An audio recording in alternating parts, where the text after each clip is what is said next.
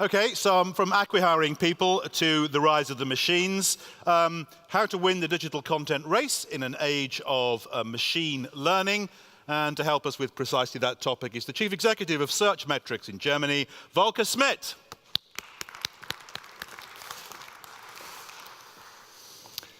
Thank you and good morning.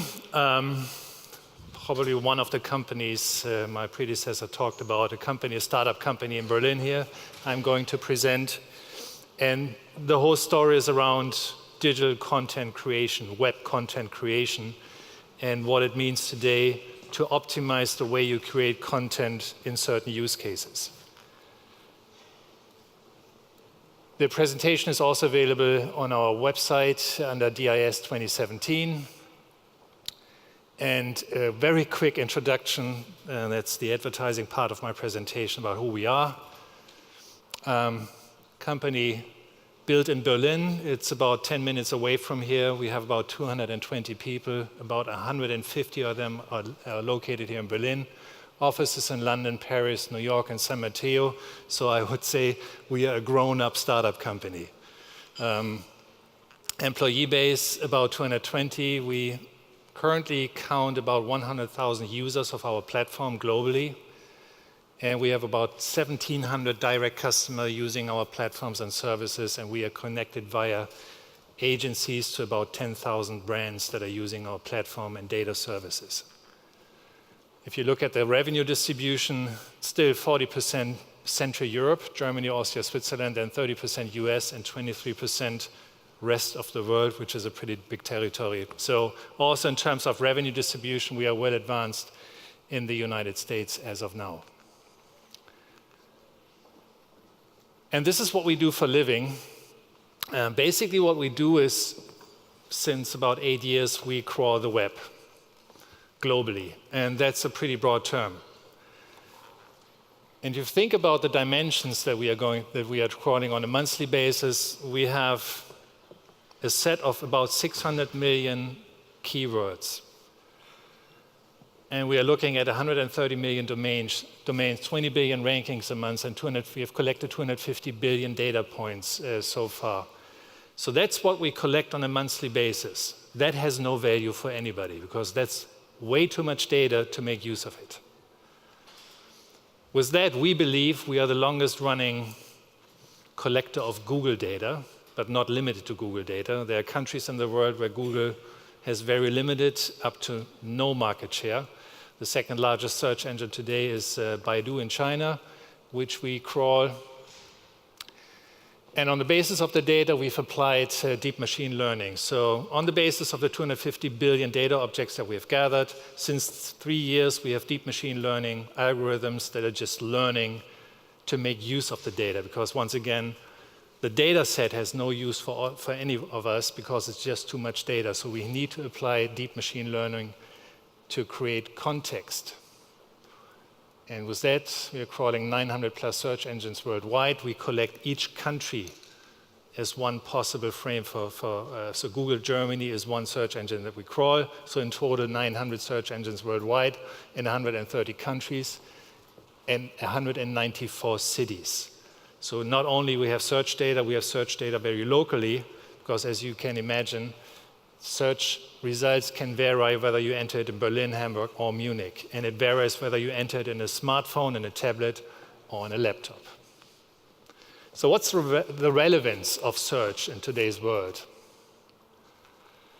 So I think this is something the advanced chief marketing officers of the world have internalized. The old model of the marketing funnel, you put data in TV, radio, out of door, you create direct mail brochure, and so on, still works, but there's a huge shift to the right side of the marketing funnel, and this is not a funnel anymore because everything happens simultaneously. A very confusing world from a marketer's point of view, how to attract your audience, how to drive audience attraction to your website, and how to initiate either a transaction or connect your publishing content to the relevant audience. That all happens on the right side of the equation today. So in today's world, I think we have about 3.2 billion people connected to the internet. Well, I think we have about 1.1 billion web servers by now, a number that is out of my mind, but it's a pretty big number. And today, all enterprises are investing about $145 billion every year to create digital content.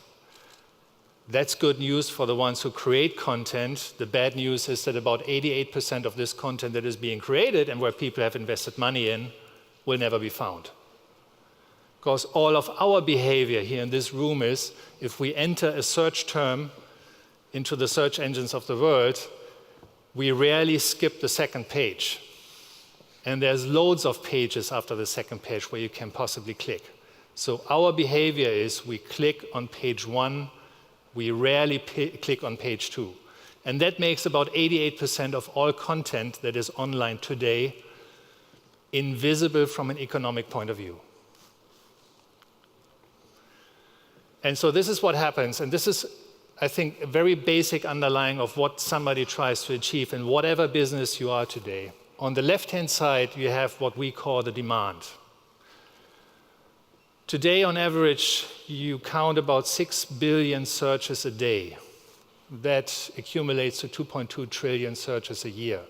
90% of all these searches are either informational or transactional. So a vast amount of this part of the demand has something to do with an interest of a person to either get information, and then the information is connected to a transaction, or just getting information. What you have on the right-hand side is your offering and the monetization specifically in publishing. The today flow of digital advertising money floating into these systems is 165 billion. And more than 85% of all digital advertising expenditure is search engine advertising, display, and classifieds. So the content in the middle is looking to be monetized. That's great news because there's a lot of money to be made. Bad news is there's a lot of competition. So how to fight and how to outperform the competition is the story at hand. And if you wonder what the relevance of search is in today's world, on average, Forrester predicts and analyzes that 54% of your potential to attract customers to your sites is 54% of all the possible channels that you have in front of you. So let's look into an example and let's look into the power of search and how can you possibly create content that matches relevant demand. And we decided to use a very simplified topic. You may laugh if you look at the topic because it's a really, really simple topic. You may wonder, is anybody out there who's creating content for it? But yes, there is. So this is all about recipes and food. This is the US top food print magazines and the circulation. So this is the offline world, right? That's not yet the example. So these are all magazines that create content for food and recipes. And here's Kevin. Kevin, probably in his second year at college, wants eggs for breakfast, sits in front of his laptop, and is thinking about hard-boiled eggs. And this is normally where people start to think, content for hard-boiled eggs, really? Is anybody investing money into this? That's really simple, right? You take an egg, put it into water, 7 minutes later you have your hard-boiled egg. But Kevin obviously does not know. And this is what the Kevins of the world would do, how to boil eggs. And what you see right beneath the search field is our aggregation of data, what happens if people in the US, if they enter the term how to boil eggs, what other people also have in mind that is connected to this one very term. Because people are very, very complex. They never use the same search term for the same intent. So what you have to cover in your content piece is actually more than the simple term how to boil eggs. And if you look at all these little dots, and the size of the dot, by the way, represents the search volume that stands behind the search term, there's a lot more than just how to boil eggs. And even the large bubble on the lower left side, people wonder how to boil eggs properly. And there's also, if you go one level deeper, how to boil eggs properly, the next level of complexity. People also wonder how to boil eggs easy peel. All simple problems, right? Not very complicated. So let's create content for this demand. The first thing that we realize here, and once again, the territory for this example is the United States, right? Company that's put first. So let's look at the demand. In the US, about 400,000 searches a month.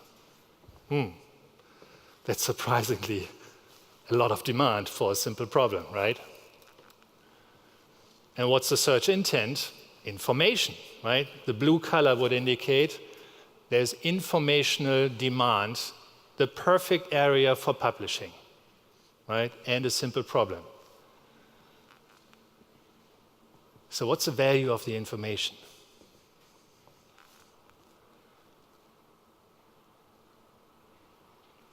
How to boil eggs, 137,100.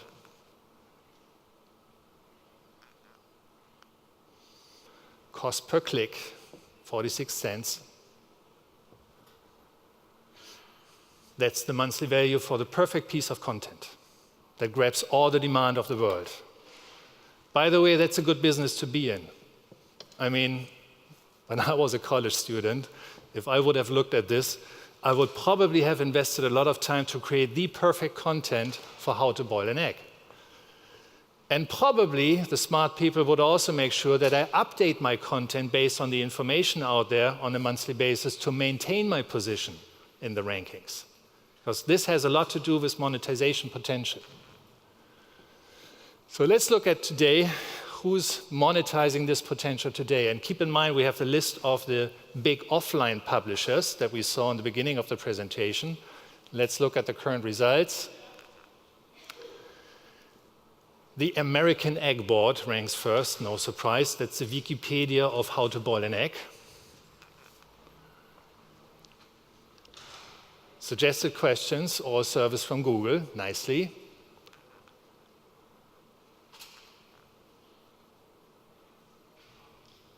A recipe site, a food company, an American Egg Board, and another recipe online site. None of the offline retailers are even close to the demand.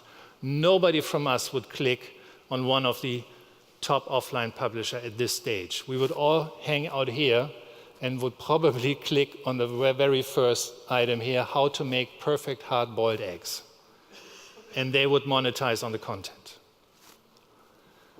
If we would scroll down, there's a lot more content for how to boil an egg, no doubt. Problem is, on page 2, 3, 4, and 5, nobody is grabbing any attention. Nobody is grabbing any traffic anymore. And there's a lot more content out there. And this is just based on our data. And keep in mind, we track this since 8 years, 130 countries, 194 cities, 600 million keywords. We know people's behavior on the global search engines. About 226% of searches lead to a click on page 1 of the organic search results. That's more than 100% because our behavior is more than one click on the first page. The first 5 results get clicks from 158% of searches, and results 6 to 10 are only clicked on for 68% of the searches. Page 2, 3, 4, and 5, it goes vastly down. Numerically, if you rank on Google position number 1 in the US for that specific content, you would get 45% of the traffic to your site. Now, the big question is how to get there. The first thing that you need to keep in mind is you need to understand what the demand of your audience is. And as we just saw, the semantic proximity suggests that the demand is very complex. So you have to create content that matches very complex demand. But this pays off only if you rank number 1, 2, 3, 4, and 5. And once again, not a very complicated piece of content. So your traffic potential goes fast down if you're not amongst the top 10 position. Seasonality. So if you think about hard-boiled eggs, what do you think is the number one month of the year with the highest demand potential? Easter. Today is a good time to write content about how to boil eggs. Because next month, I think in 4, 5, 6 weeks, we have Easter. Get the content ready now, and your monetization potential is more than double in just 1 month. Actually, I'm always surprised when I looked at this. I had an e-commerce use case the other day, last week it was, and it showed something very different. It was the demand for screwdrivers, and it was basically November, December. So understanding the demand pattern here on a seasonality pattern helps you a lot to stage your resources along the lines of the demand. So how do you achieve relevance? Use a platform like the Searchmetrics platform to help you understand your audience. Because actually, the one simple truth is, if you have relevant content that matches that specific demand, your odds to be seen and rank high increases by a multifold. Gain insight into the user intent of people searching. And once again, don't think that the user intent has no complexity. Even on the simplified version of how to boil an egg, we just saw that the complexity of this demand is huge. Then, use the services with the underlying machine learning to create content which precisely corresponds to the relevant demand and user intent. Don't try to be generic. Your intent needs to be very specific. And then watch the improvement of your position on the search engines. Data-driven content leads to predictable success. Now, there's one narrowing statement that I have to make. This is not good for news. This is good for evergreen content, right? For the news business, you have to apply very different tactics. But it's not rocket science. This is a look into our platform. The moment where all of us now being in the business of creating content for how to boil an egg, sit in front of the live editor and then using the data that was generated by machine learning, advising you about the must-have keywords and the frequency of usage. There's must-have keywords. There are 3 categories. There's a long list of terms and keywords that we suggest you use in our piece of content for how to boil an egg. And every time the editor would use one of these terms, the count would actually go up. So there's a direct correlation between the editor's activity and the control side in terms of what you should use in order to match the relevant demand. Then, also live, you would get a content score. The content score is very important because you need to set a threshold, and the threshold is normally 75, 80%. Once your content is above this threshold, again, the odds of ranking high increases. We also count the words, and the word count is important. And we also, you go back one, you see on the lower right side the duplicate content check. I would call it the Gutenberg effect. There's a lot of duplicate content out there. So if you pay people to write content for you, you actually have a check whether this piece of content exists already, because it's very easy today to do copy and paste from various sources, create a new piece of content, and you have all kinds of IP issues around it. So a lot of control points you have around the very moment you create content, and it's a very data-driven approach. The reality today is that most of the content that's being generated is using this fantastic tool from Microsoft called Microsoft Word, but that's not a data-driven approach. You need to have the data and access to optimize your content, and once the content is being created, we would advise to have a frequency of minimum once a quarter to update your content. because aging content will not help you on your ranking effects. So, pays off. TheKitchen.com in the US is probably one of the companies that has taken this data-driven approach very seriously. So they not only rank for the hard-boiled egg, they also rank for how to poach an egg.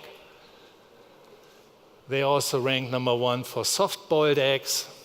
Even on direct answer, they are the source of choice for Google. And it's not just eggs. This version works for every piece of evergreen content. So here's a German example, Eltern.de, German publisher, Baumhaus, a tree house, how to build a tree house.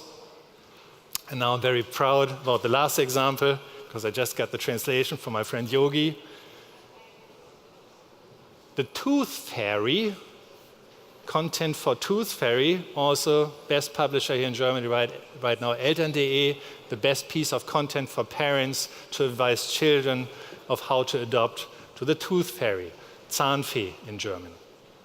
So we believe whenever you're in the business of creating content for evergreen purposes, without a machine learning data-driven approach with a lot of control and performance around it, it's a very difficult piece because the competition for content is enormous. And every competition grabs a piece of your demand and makes you less successful. Good luck, enjoy the show, and thank you very much for the opportunity. Thank you, Volker. Thank you.